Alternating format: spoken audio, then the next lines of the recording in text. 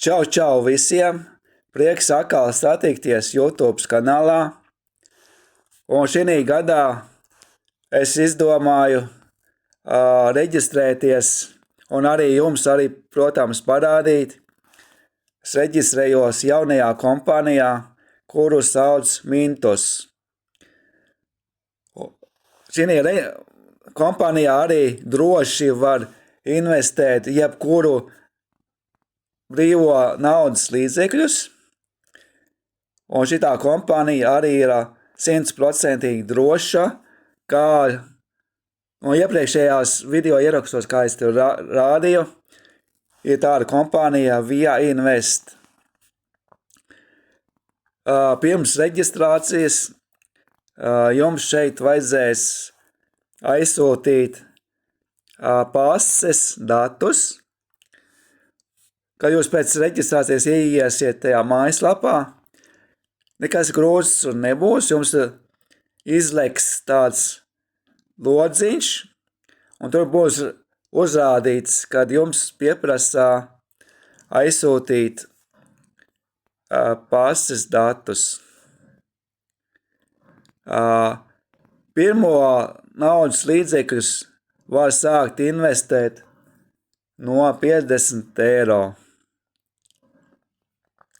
Paiesim drusku zemāk. Šeit var apskatīt. Šeit ir daudz varianti, kur jūs varat investēt pirmo naudu. Es sākšu ar 50 eiro, un kur ir rakstīts aizdevumi. Tur jānospiež.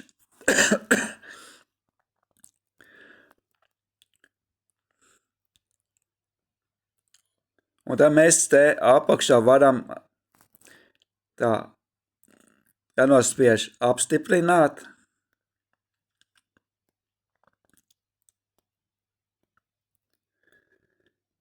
Visus darījumus es pēdējo laikā tikai veicu caur telefonu palīdzību. Un arī patreiz rakstu video ierakstā caur telefonu. Šeit pirmajā rāmītī mēs varam atzīmēt procentu likmi. Mēs ko varam izvēlēties. Otrajā rāmītī uzrakstām,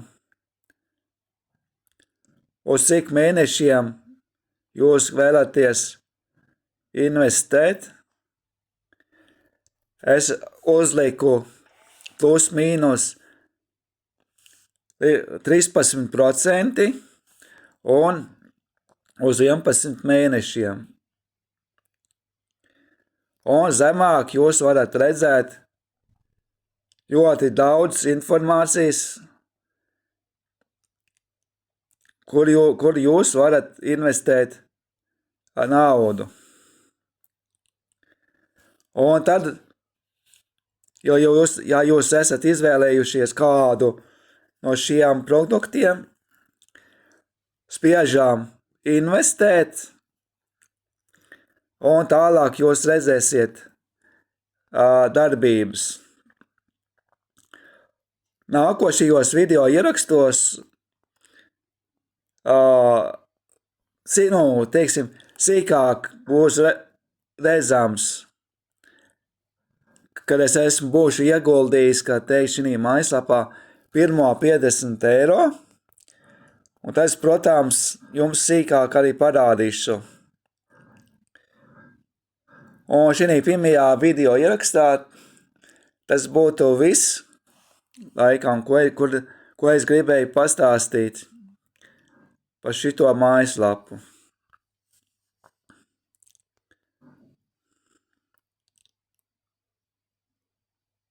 Tā, es te vēl pats arī vēl neesmu pārbaudījis.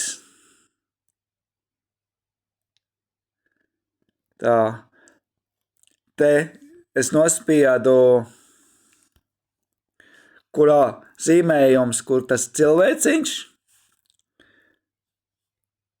un teiku var redzēt, ka mēs varam nospiest, ieskaitīt naudu, izņemt naudu.